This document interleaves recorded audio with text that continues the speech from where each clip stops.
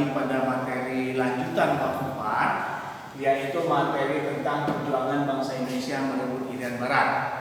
Pada minggu lalu anak Bapak sudah mendengar dan menjelaskan dari Bapak tentang bagaimana bentuk daripada usaha bangsa Indonesia untuk merebut kembali wilayah Irian Barat menjadi wilayah Republik Indonesia, yang dimana usaha itu dilakukan sejak penandatanganan KMB, Konvensi Meja Bundar, yang menyatakan masalah Irian Barat diselesaikan 1 tahun kemudian. Sedangkan KMB itu ditandatangani pada Desember 1949. Namun sampai masa demokrasi liberal dengan 7 Perdana Menteri yang tetap memasukkan masalah Irian Barat ke dalam program kabinetnya, namun masalah ini belum terselesaikan. Sampai dengan 1962, bangsa Indonesia memperjuangkan masalah Irian Barat ini ke Dewan Keamanan Nasional, namanya PBB. Ini pun tidak direspon. Akhirnya bangsa Indonesia melakukan perjuangan yang secara diplomasi tanpa ada balasan. Kita melakukan perjuangan secara konfrontasi. Pada minggu lalu Bapak menjelaskan bahwa konfrontasi yang dilakukan bangsa Indonesia untuk merebut kembali Irian Barat, pertama adalah konfrontasi ekonomi. Nah, itu ada penjelasannya yang Bapak berikan. Yang kedua adalah konfrontasi politik, dan yang ketiga konfrontasi militer. Militer artinya apa? Militer artinya bangsa Indonesia secara terang-terangan dan terbuka ingin mengembalikan atau mengambil Irian Barat dengan kekuatan militer, sehingga terjadilah pertempuran di Laut Arafuru. Ya, di Laut Arafuru, Laut Banda inilah terjadi pertempuran yang dimana minggu lalu Bapak menjelaskan bahwa gugurnya pahlawan, ya, pahlawan nasional kita yang bernama Komodor Laut Yos Sudarso sebagai kapten dalam MTB motor boat, yaitu sebuah kapal perang milik Indonesia yang memang tewas dalam pertempuran pembebasan Irian Barat dalam operasi Mandala, ya, yaitu dengan adanya operasi Trikomando Rakyat. Oke, itu pada minggu lalu. Nah, di sini Bapak mau lanjutkan bahwa kesungguhan pihak bangsa Indonesia merebut Irian Barat ternyata itu sangat efektif. Artinya dengan diplomasi sudah, dengan konfrontasi militer kita sudah, inilah yang membawa kesan kepada dunia internasional. Permasalahan antara Indonesia yang punya wilayah Irian Barat tetapi penguasaannya Belanda, ini membawa simpati daripada Dewan Keamanan PBB, yaitu bernama Sekjen PBB bernama Yutan mengutus diplomat Amerika Serikat yang bernama Ellsworth Bunker agar menengahi permasalahan antara Indonesia dengan Belanda tentang Irian Barat. Maka Ellsworth Bunker diutus ingin mengetahui apa sebenarnya permasalahan antara kedua negara, antara Indonesia dengan Belanda tentang wilayah Irian Barat. Akhirnya Ellsworth Bunker ini memberikan satu proposal, ya, satu proposal atau rencana tentang permasalahan Indonesia dengan Irian Barat. Proposal itu terkenal dengan namanya Bunker Proposal atau rencana Bunker pada bulan Maret 1942. Ya. Bulan Maret 1962. Ya, 1962. Yang dimana ini proposal untuk memecahkan apa sih yang menjadi perselisihan antara Indonesia dengan Belanda. Isi daripada proposal bunker tersebut adalah pertama, ini anak bapak sekalian coba kita perhatikan. Ya, kita perhatikan. Pertama, Belanda harus menyerahkan Irian Barat kepada Indonesia melalui satu badan pemerintahan PBB. Oke. Berarti Irian Barat, dahulu namanya Irian Barat, pada masa pemerintahan selanjutnya ada namanya Irian Jaya, sekarang ini namanya Papua. Menyatakan bahwa ini Irian Barat harus diserahkan kepada Indonesia, namun melalui satu pemerintahan PBB sementara di sini.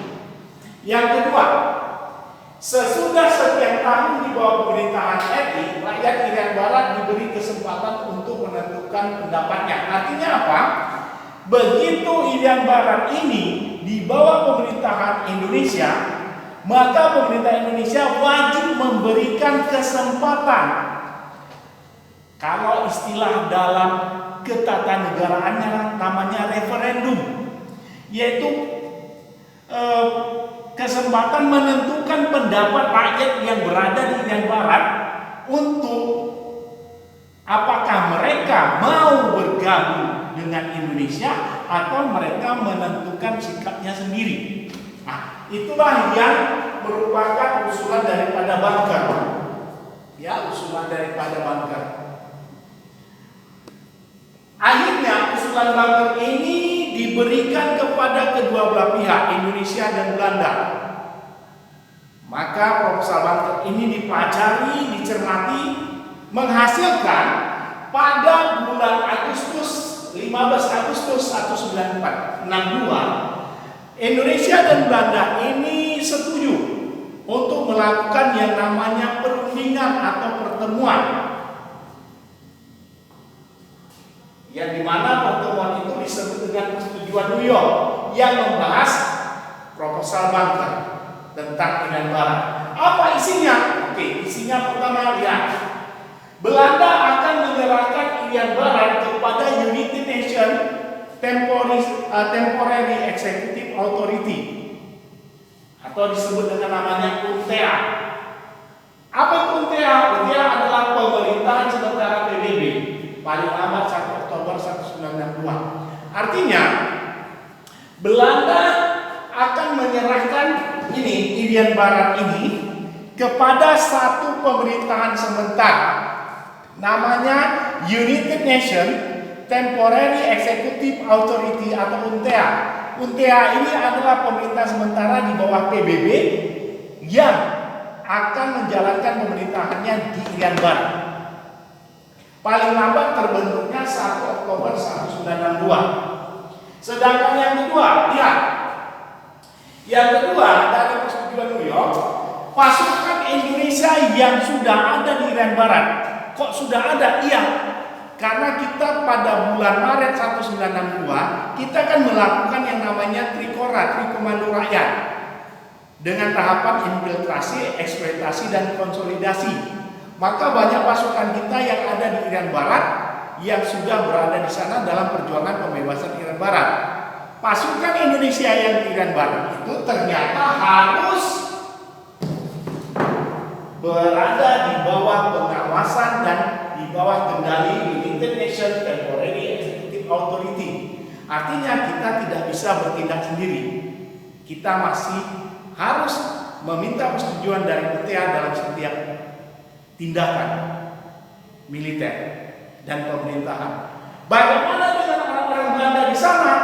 Ternyata orang-orang Belanda dan pasukan Belanda yang ada di Irian Barat ini dipulangkan secara berangsur-angsur, artinya secara bertahap.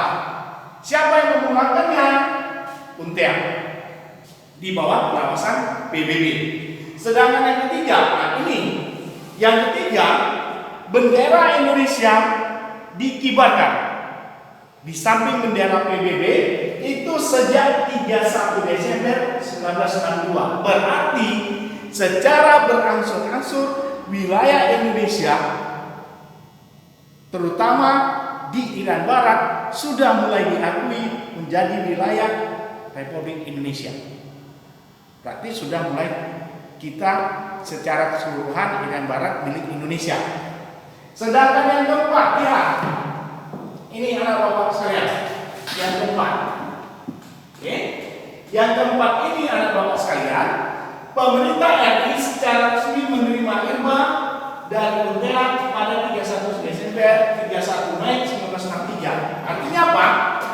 Begitu UNTEA selesai membahas dan mengatur pemerintahan sementara serta menjaga keamanan dan ketertiban di Irian Barat, maka UNTEA menyerahkan Irian Barat ke Indonesia itu 31 Mei 1963. Berarti UNTEA ini berusaha membuat Irian Barat itu menjadi daerah yang tentram, kondusif, dan pemerintahannya sudah berjalan. Baru yang kelima dari perjanjian New York, ini perlu diperhatikan. Ini yang kelima. Apa itu? Pemerintah RI wajib menyelenggarakan penentuan pendapat rakyat atau PEPRA paling lambat akhir tahun 69, paling lambat. Berarti menurut PBB, Indonesia harus memberikan peluang kepada rakyat Irian Barat menentukan sikapnya.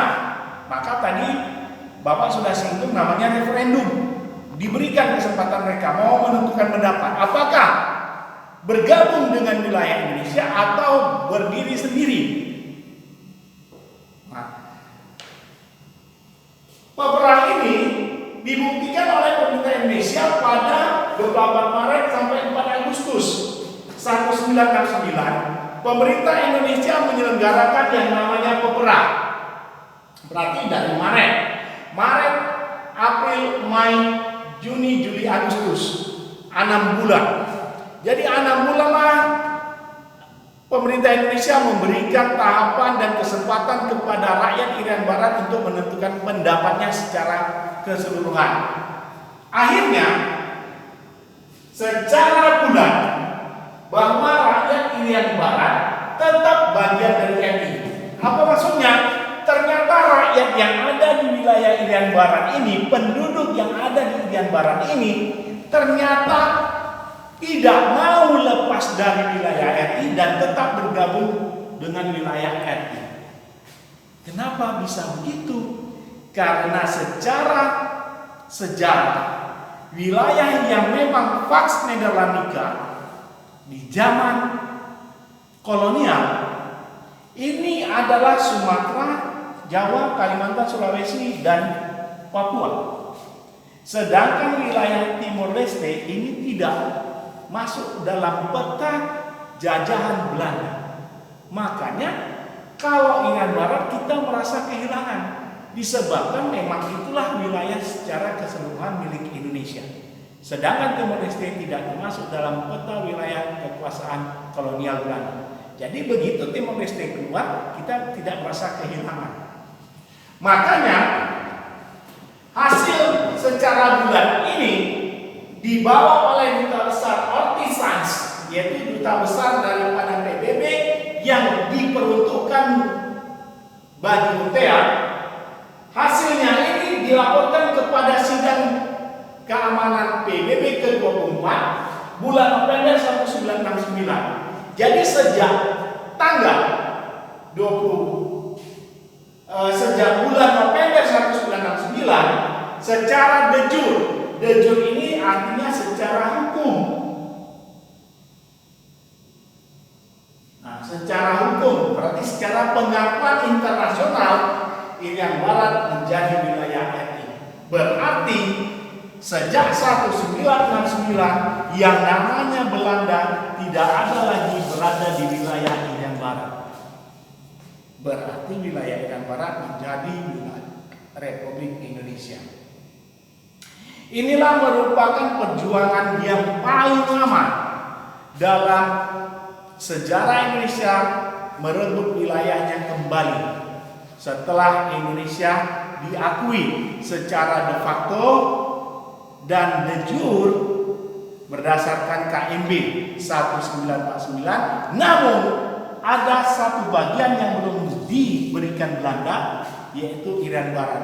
Maka dari 50 dan 1969 inilah masa perjuangan bangsa Indonesia mengembalikan Irian Barat. Sejak 1969 di bulan November barulah secara mutlak 100% Irian Barat kembali menjadi wilayah Indonesia.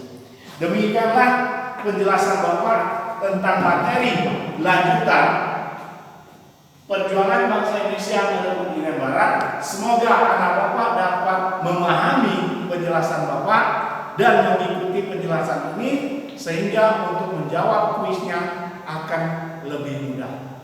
Terima kasih atas perhatiannya. Kita bertemu pada pertemuan selanjutnya.